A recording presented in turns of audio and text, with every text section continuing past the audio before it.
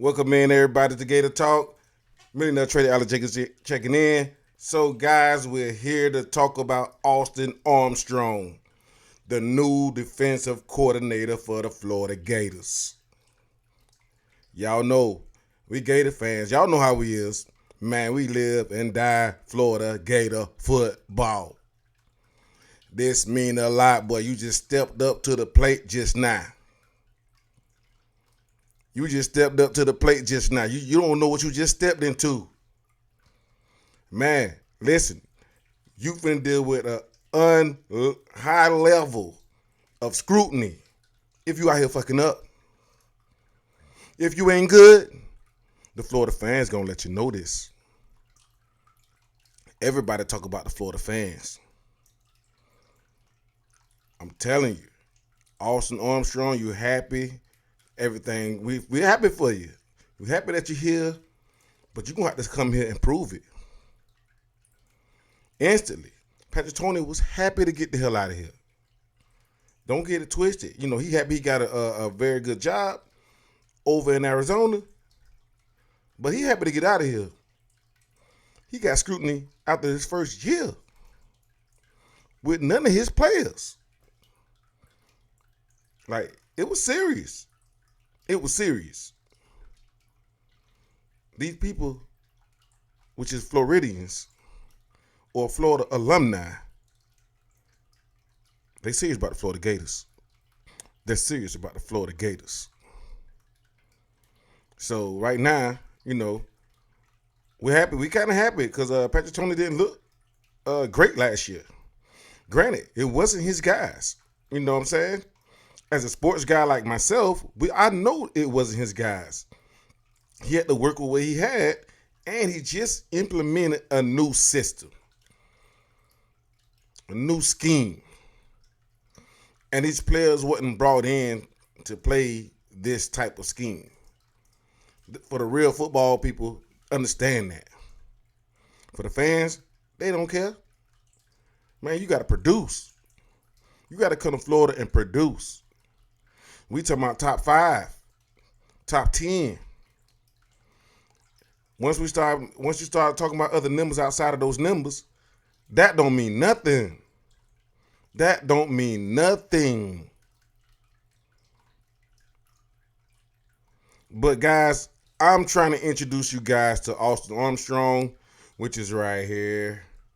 Let's see if I can get my pointer finger right. I'm too far. Let's go over here. Oh, there it is. He's right there. You know, so we're going to hear what he has to say. You know, he's going to tell you about his background, for you know, where he's from, you know, his upbringing, as far as, you know, things, you know, why he should be here, why, you know, he should be a Florida Gator coming from Alabama, 1 mile away from Tuscaloosa. It's an Alabamian. Billy Napier, I think from North Carolina. So, you know, then he coached down in Louisiana. So, a lot of these guys coming from out of state. And you guys are coming to Florida to represent our program. That, you know, y'all talk a good talk because you have to say the things that you need to say to Florida Gator fans. Don't come here and just collect no check, man. We want to win. And if you don't want to do that, if you don't come here and produce that, we getting you up out of here. But I'm gonna stop talking, guys. I'm gonna let Austin Armstrong get a chance to show you guys who he is. And I think this is his second press conference. I think he did like a miniature press conference with, you know, with a reporter. So this will be his first press conference. Let's see what he got to say, guys. The University of Florida is a once in a lifetime opportunity, right? Like, you know, I had a tremendous opportunity at the University of Alabama, where I'm from. Grew up an hour from Tuscaloosa. My brother and his wife lived there. Grew up, you know, in the passion of that state of, you know, pulling for that team, that organization. It was like a dream come true, right? You know, the two closest places to my hometown are Southern Mississippi and the University of Alabama. We lost my mom in September.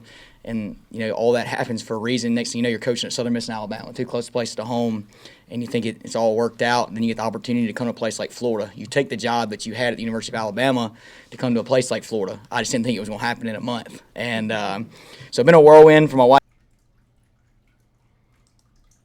Another thing, this guy's 29 years old, guys. He's 29 years old. He moved up the ranks fast. I wonder what his age was when he first started. When he was in the program, when he was with Louisiana before Billy got there. But I'm pretty sure, it wasn't a long stint. We talking about maybe if he's 29, he had to be like 24, 25 years old. This is a rookie, guys. He's still a young man. Anybody that's a man know a guy that's 29 years old knows that he's a young man, a younger man. Wife Tiffany and I, but an opportunity to come work here in an elite institution on and off the field, to be with Coach Napier, to be with his staff, to be associated with the University of Florida. It's a no-brainer. And God's been good to us, and we're very excited to be here and ready to go. What was that conversation like with Nick Saban? I mean, just to tell him that, hey, look, this is a great opportunity, and how supportive was he? Well, it was phenomenal. It was the easiest decision to make, but it was a hard decision. You know what I'm saying? Because I'm a lifelong learner. I have the ultimate respect for the game of football, and the opportunity to work for him. Our defensive system derives from that system that he and Coach Belichick created about 30 years ago with the Browns. And opportunity to be there in that role, to work with that staff and those people at that place, a phenomenal opportunity.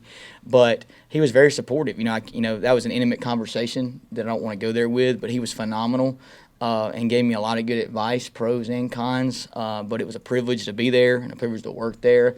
But the opportunity to come here to be with Coach Napier is something you can't pass up. Along Billy and Nick Saban, just who are some of the people along the way these past couple of years who you see as critical in helping you get to this point? Well, I decided, when I was about 10 that I wanted to be a coach. I wasn't very tall, wasn't very fast, but I was really good looking and smart, right? So I had to figure out, my parents were really honest with me. They're like, hey, look, this football thing's great, but you better have a backup plan, right? And I just wanted to coach, you know what I mean? I grew up in a household where I was showered with unconditional love and support. I had an utmost respect for authority-type figures. And you grew up in a state in part of the country where football is so important, right? So I always just wanted to be a coach. And, funny story, in the third grade, I grew up an hour from Tuscaloosa, Alabama family, all that stuff like that. In the third grade, I went to school for career day at Steve Spurrier. First thing I'm noticing, guys, this guy's a talker. That's no lie. This guy has the gift of gab. Now that's kind of like, it's letting me know a little something. This guy can talk. He's a good communicator. And people like to listen to people that can talk. You know what I'm saying? Like really talk really, really well. And really talk really good. And really make strong points and, to really galvanize, a crowd. Or just galvanize an individual. Seemed like he's got a little gap to him. So I can see why he rolls up through the ranks pretty quick. And he might be in it, and he seen, guys with gap, they're very likable. They're very likable, man. Going fishing trips, similar interests, probably coming from this cut, guys cut from the same cloth type of situations. You know what I mean? He's a commoner, but he's good amongst the commoners. So even the elites, they like him. We all human, so y'all understand how that goes. You know what I mean? But back to football, he got the gap things going, so I can understand why he went up the ranks pretty quick. But is he a good teacher? Can he galvanize those players? Can he get everything out of a player? Is this genuine and authentic? Because right now, this is the culture of head coaches and other coaches. It's trickling down. It's trickling down. It's trickling down. It's trickling down, guys.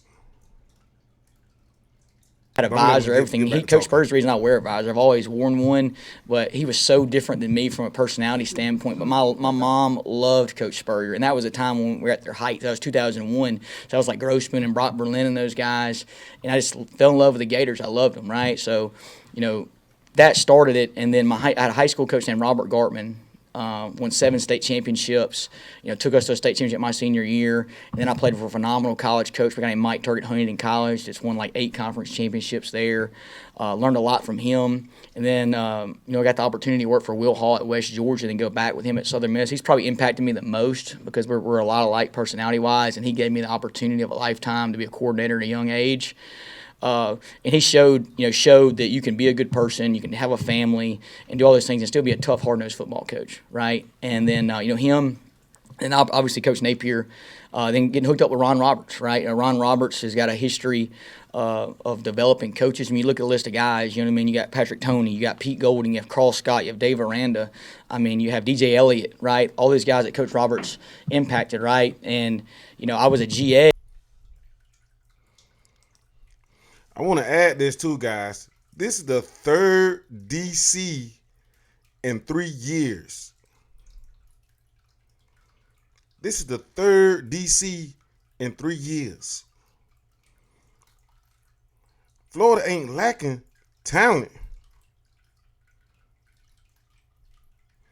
We're lacking development and schematics. Our cornerbacks do not need to be playing 10 yards off the ball. We need some guys up the middle of our fucking defense. We talking about two interior defensive tackles, an inside linebacker, at least 2 good run-stopping linebackers. At least 2 good run-stopping linebackers. And the safety that can come downhill, come down alley to the alley, and make tackles. All the cornerbacks must be good tacklers.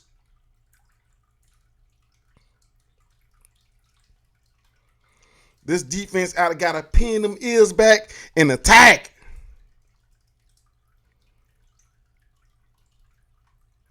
That's what kind of defense we want down here. We shouldn't be losing to no Vanderbilt. We shouldn't be losing to no Kentucky. We shouldn't be losing to no South Carolina.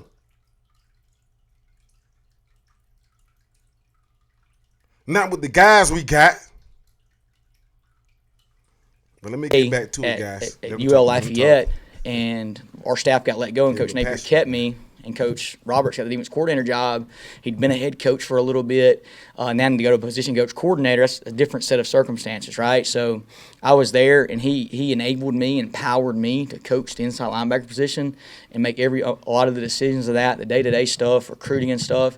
And it really changed my career, and I probably can't describe how much he means to me.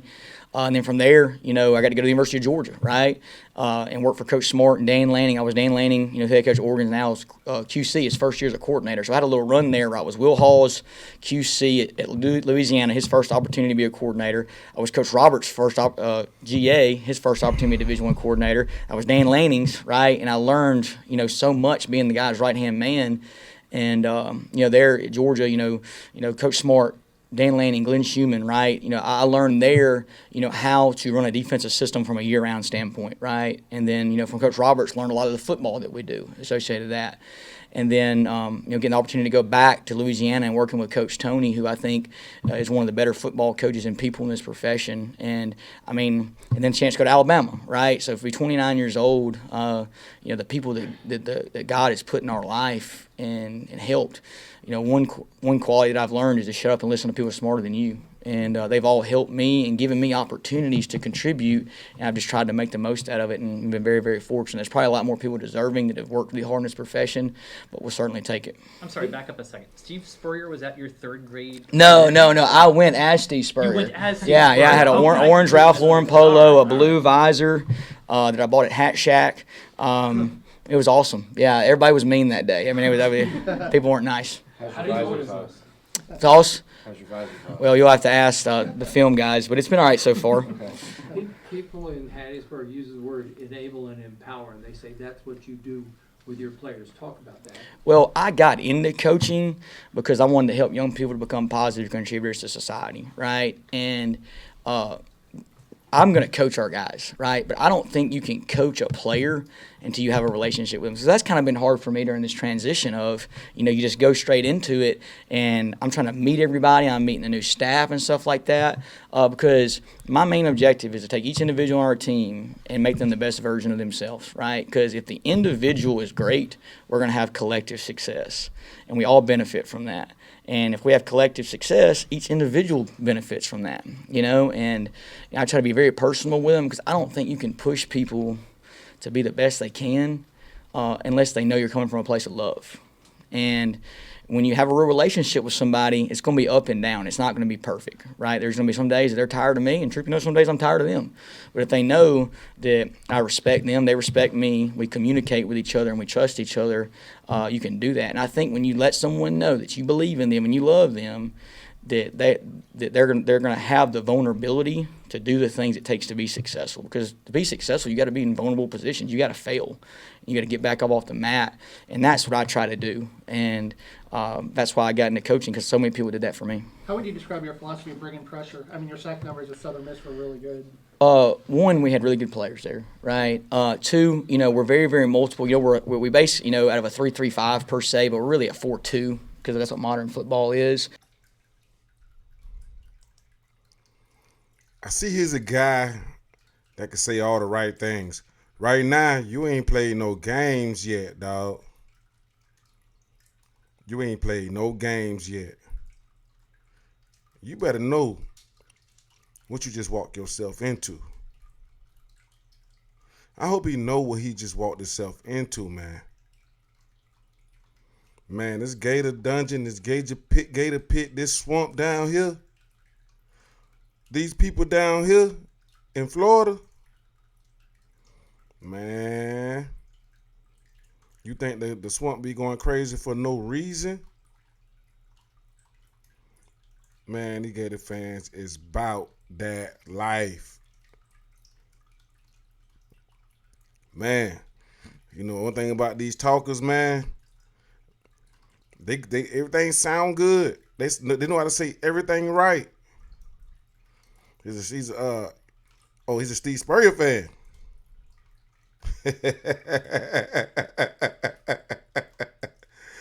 He tried to galvanize. But I'm not gonna really bust him up for that. Skills are skills. You have talents, you have talents. He said he wasn't athletic. So hey, he had to figure out a way to stay in football. Ain't nothing wrong with that. I can't knock him for that. You know what I mean? I can't knock him for that. But coaching, it's a different thing, man. That's a different thing. So I guess, he been around, as far as what he said. He been around for a little bit, just a little bit. Not he haven't been around the programs long enough to gather all the experience that he need to be successful. Now, I'm a Florida Gator fan. Listen, I'm tired of seeing a sorry defense. So I'm hoping this guy come in and do a great job. I'm hoping that he can do this. Like, you in the SEC, son. This the big boy league. Everybody fast. Everybody big and strong. And the coaches, man, you get cream of the crop coaches. You got the Chip Kellys down here. You got the Kirby Smarts down here. You got the Hugh Freezes down here. You got the Jimbo Fishers here. Texas and Oklahoma is on the way. This conference is getting real. You think you ready? You think you ready to step up to the plate and hit a home run? Man, We don't have a toolbox. We like to say we have a tool shed of scheme. You know what I mean? Our deal is we're going to be multiple 4-down front team that play split safety, man match, and middle field close coverage. We're going to pressure, the word creeper gets thrown around, right, which is a 4-man pressure versus the pass and a 5-man pressure against the run. So it's a mixture of a fire zone and a cover 3 coverage concepts. We do some other stuff from a 5-man process that's different at a 4-down front and 3-down front. At the end of the day, not many people are like us that are multiple in the back end and multiple in the front end. They're kind of one or the other, right? We're both. We're going to be able to take whatever tools we need every week to play in this league because each team's different. Vanderbilt's different than Georgia. Georgia is different than Tennessee. You know what I'm saying? And you got to have a scheme that is flexible to what you're seeing all the time, but also what your players can do.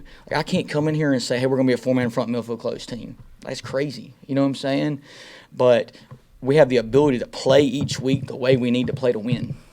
And really for us, it's the same every week, and it's different for the opponent. You know what I'm saying? But from a pressure standpoint, we are aggressive. You know what I mean? We say we try to negotiate with a hammer, right? Like we're going to be aggressive. We're not going to let them dictate the terms of engagement. We're going to be able to run all our stuff against all circumstances of offense.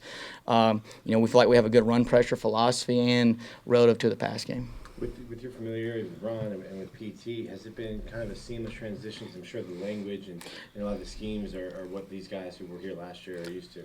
Yeah, certainly. The thing I did when we got here is I wanted to change for them, not them change for me, right? So our scheme is very. Next, we're gonna hear what the players got to say about them too. I want to hear what players got to say. They're gonna be politically correct. Of course, they're kids. You know what I mean? We're going to see what they got to say. Very similar, you know what I'm saying? And, Patrick is one of my best friends, and we talk all the time. And I was picking him, and I was like, man, why did you change this? And he'd be like, well, why did you change that? So we picked with each other with that. But I came in the very first meeting, I wanted him to know, because there was a lot of anxiety. This would be their third coordinator in 3 years, right? And I said, guys, I'll change for you. It's a word, but the concepts are very, very similar, and the tools are very similar. So we've done everything we can do for our coaches and players to keep that stuff similar relative to the players. We can remove that anxiety, and we can move forward. And what is your learning curve? You walked in, and you're writing a practice, and you probably don't know whose name is who. You need to put, tape on the helmet. So what's your learning curve? This guy can do this, and how do I put him in a successful spot? Everybody here got a blank slate. Every player, every coach. Certainly you have to gather information, from people here in personnel, Coach Napier, getting feedback from the coaches. But what I did is when I got here that first week, for that first Wednesday, I really tried to survive until Monday, to be truthful. You know what I mean? And I got in there that week, and I met with every defensive player, one-on-one. I met with every defensive coach. And I just kind of wanted to hear their perspective on stuff. And I was quiet, and I listened. And, each day, each player's building their resume with me. We have a film. We film everything. And I tell them, don't tell me, show me. And each day, certainly certain players here you have a lot of respect for that have proven to play a lot of snaps and be productive, right? And you got to give those guys a little bit of the benefit of the doubt. But everybody else with me has an opportunity to prove themselves, and I've been pleased so far. Adapting the scheme to the personnel, how novel do you think that is? Because in theory, it's never been easier kind of to tool your roster around scheme. How novel do you think that is? Is this kind of a circumstance thing? Well, at the end of the day, we have a philosophy of how we install. You know what I mean? Like day one, we're going to install weak side rotation, middle field coverage. That's what we're going to do. We're going to install this front. We're going to install this out of odd front. And we're going to do it, and we have a teaching progression relative to the back end all the way to the front, from techniques to checks, right, relative to what Coach Napier's doing, because we work together, right, and then we teach. Everybody knows day one we're going to teach 8-man spacing. We're going to teach how to leverage the football that way. We're going to teach mint spacing relative to playing odd front, and then with our pressures, how we fit the ball. We're going to teach these checks, and we do that from a year-round standpoint. So I can't really evaluate how to do that with our scheme right now, you know what I mean? But what we're going to do is, we've got probably 25, 30 calls in right now, which is a lot. But when we get back from spring break, we're probably going to do them all over again. You know what I'm saying? To see, because we have a lot of players at our tactical positions. There's two football positions, there's technical and tactical. A tactical position is like inside linebacker and safety. So right now we got a lot of young dudes out there, right? Well, the good thing is he ain't going to screw the boys up, as far as transitioning from Patrick Toney to him, as far as verbiage. You know, I mean, it might be a little different. You know what I mean? Just a hair, you know, just here and there. You know what I mean? As far as we talking about you're talking about tactical and technical. You know, so that could be different. You know what I mean? So hopefully, he's trying to make the transition a little smoother, so it don't seem like they're like the Gators just going through three actual defensive coordinators. He's trying to be one and the same with Patrick Toney. I understand what Billy was trying to do, so I get it. I get it. He had to go get somebody that's use the same schematic, so it's not too much of a change. I get it, but And they've got to talk. They've got to be able to do their job, perform, but they also got to tell somebody else how to line up and adjust, right? And then there's technical positions like interior defensive linemen, edge players, corners, right? They get told what to do a lot. So right now we're going through the process of seeing tactically what we can do, right? But not overloading them where they can't go play football and get evaluation. So that's where we're at right now. Appreciate it. Time for a few more guys. Do you see benefits from coming in and really inheriting such a young defense? I mean, I don't know if you've been able to observe from afar, but the roster flip that's gone on here in a year and a half, do you see that as beneficial from your teaching? Well, first off, I can't commend the staff enough for the job they've done. You know what I mean? Of culture, players, all that, things like that. At the end of the day, you obviously want to inherit a situation where everybody's played and all that stuff like that, but I don't know how much that matters anymore. You know what I mean? We have a lot of kids right now that are doing everything that we ask them to do to be really good players. And we have a lot of young good players. And they fit our values and principles, and they've been a lot of fun to coach. You Last question, guys. You talked about, obviously, the great opportunity you had at Alabama and how this was a great one in a different way. How do you know you were ready for this responsibility and this job at this stage of your career? I don't think you ever know you're ready for anything. You know what I'm saying? Like when I got married, I thought I was ready to get married, and I wasn't ready to get married. You know what I mean? Everybody says that has kids, you're not ready to do that, right? But the thing that was awesome for me is I was in a leadership role for a period of time. So coming in and doing the install, making the walkthrough plans, because what we do is a little different now. Like our learning, how we teach is different. For example, like our players don't sit in a meeting longer than like 18 minutes. We're constantly engaged. So, example, like today, we met for 18 minutes as a unit, and then we went to the indoor and walked through for 18 minutes. And we went back and met for 20 minutes, and then we had a pre-practice walk for 15, right? So what we do is different, right? So I've been doing that. You know what I'm saying? So making choices and decisions relative to a leadership role of being a coordinator, that's easy. You've been doing it. I know that may not make a lot of sense, but it is, right? Because you've been doing it. So you're really comfortable in it. That's what I've been fortunate. I've been in a leadership role in making those decisions at Southern Mississippi. It was actually harder for me going to Alabama in a short period of time and shutting up, you know what I mean, and learning. Because you go from working for an offensive head coach like we do here and making all the defensive decisions outside of the final decision in which the head coach makes to not to back in it. So that was you were kind of naturally comfortable doing that. You know what I mean? So probably not as much as the easiest part right now for us is probably just calling the game and being the coordinator. You know what I mean? That's the easiest part going into this level. Now it's the other things that come with it of managing people, managing your roster, and recruiting. Thank you, Coach. Thank We're you. going to spend a few extra minutes outside with Coach.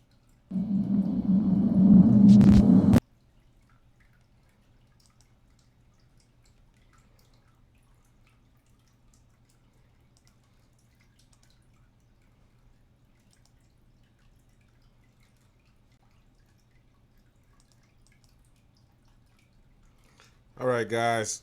So that was Austin Armstrong, your new defensive coordinator. So it seems like he may know his X's and O's. It may seem like that.